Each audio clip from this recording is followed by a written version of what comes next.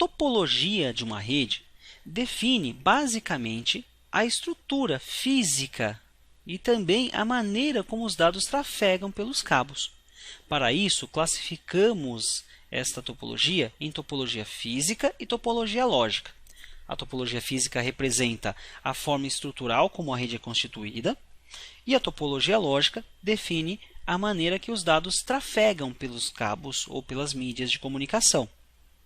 Na topologia física, nós podemos dividir ela em basicamente 4 tipos de topologia: a topologia barramento, a topologia anel, estrela e malha, enquanto a topologia lógica está dividida em barramento e anel. Na topologia física estrela, os dispositivos de rede utilizam um concentrador para troca de informações. Normalmente este é um hub ou um switch. Nesse modelo, podemos dizer que nós temos muita facilidade em implementação e também um baixo custo. É considerado um dos mais tradicionais dentro das empresas. Além dessa topologia, temos também a topologia de malha. Neste caso, todos os computadores estão conectados entre si e não é necessário um dispositivo central para conectá-los. Esta é uma característica muito comum de uma rede mais antiga, que era utilizada para fazer com que todas as máquinas se comunicassem entre si, garantindo assim alta disponibilidade. Podemos dizer até mesmo que esse modelo de rede ou essa topologia é uma predecessora da estrutura de cluster atual. Atualmente essa rede já não é mais utilizada, até mesmo pela necessidade de várias conexões de redes, cabos e o seu custo que acaba se elevando.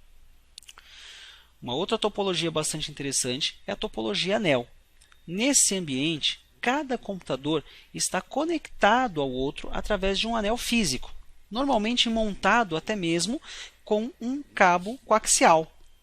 Existem versões mais atuais que já utilizam também cabos de par trançado. Essa rede é muito comum com os modelos conhecidos como Token Ring, antigo modelo da IBM de topologia, e também um modelo aberto de mercado conhecido como FDDI, ou a interface de dados distribuída por fibra. A rede Token Ring é uma rede que foi utilizada por muito tempo pela IBM e depois acabou sendo até adaptada para um modelo genérico conhecido como 802.5, onde você tem a topologia anel física e também a estrutura lógica de transmissão de dados. Para esse tipo de rede eram usados concentradores conhecidos como MAL, que era a unidade de acesso múltipla, né? E o MSAL, que também era utilizado, né, como um meio de concentrador muito parecido com o switch, só que para uma topologia anel. Fisicamente, esses computadores poderiam ser conectados a partir de uma topologia estrela, porém, logicamente, os dados trafegam por um anel virtual que é criado pelos equipamentos. Como já falamos, a rede Ethernet é uma das redes mais tradicionais, é uma das topologias mais tradicionais dentro do mercado. Atualmente, a estrutura Ethernet já não é mais utilizada por ser um padrão proprietário da Xerox que era utilizado antigamente. Hoje, o Instituto de Engenharia Elétrica e Eletrônica americano, o IEEE, definiu um padrão conhecido como 802.3, que é o padrão genérico do modelo Ethernet. E ele define todas as questões de comunicação, desde adaptadores, hubs, switches e outros dispositivos que irão se comunicar. A gente pode citar diversos modelos, né, de versões dessas redes baseadas em Ethernet, como 802.3U, também conhecido como Fast Ethernet, que trabalhava já com 100 megabits, e até mesmo 802.3AB, que é conhecido como o Ethernet Gigabit. São modelos bastante tradicionais de mercado. Por esses equipamentos são transmitidos pacotes físicos, conhecidos como frames.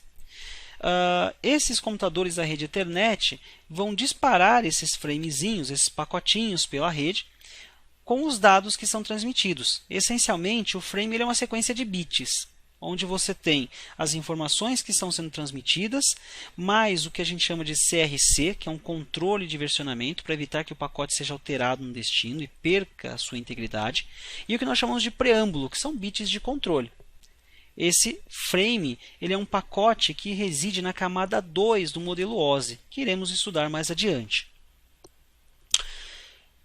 Falando em estruturas de redes, nós podemos hoje, dividir em várias referências. Um modelo bastante conhecido de mercado é o modelo de computação centralizada. Neste caso, estamos falando de uma estrutura onde utilizamos terminais que são conectados a servidores ou um sistema central. Na época dos mainframes mais antigos, era muito comum a utilização dessa estrutura e esses computadores, dispositivos que eram conectados ao servidor, eram tipicamente conhecidos como terminais burros.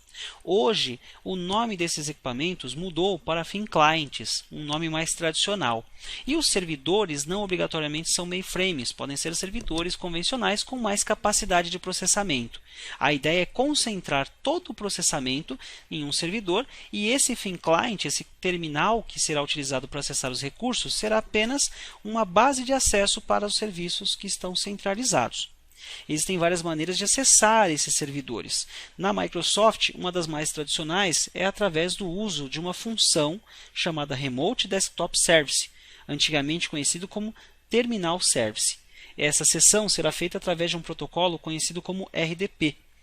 Nos thin clients, eu simplesmente precisarei de um componente, como uma EEPROM ou uma memória flash, onde eu terei esse clientezinho do Remote Desktop que será utilizado para se conectar ao servidor. Todas as aplicações e dados são armazenadas, como eu disse, em uma estrutura de servidores que pode ser uma estrutura centralizada ou até mesmo distribuída.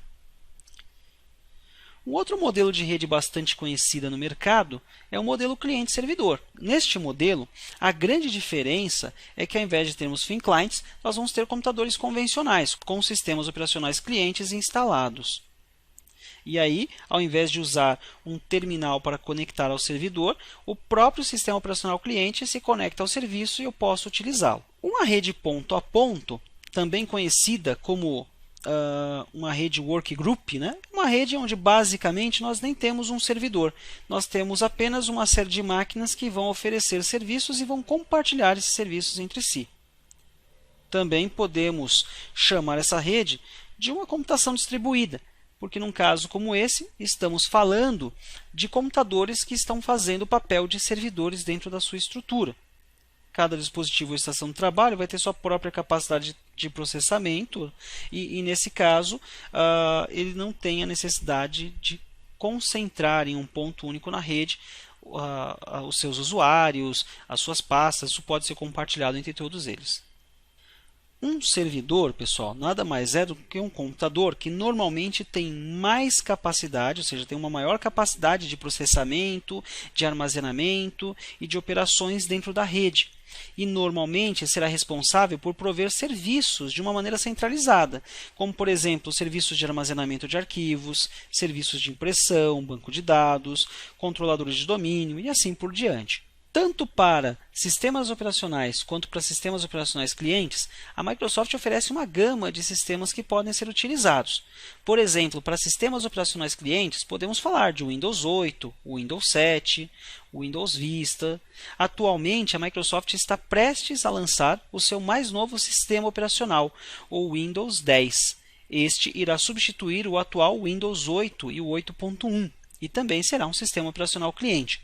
Na linha de servidores, podemos falar de Windows 12, Windows 2008, Windows 2003. E a Microsoft está prestes a lançar também o seu Windows 2016, que será o novo servidor desta linha.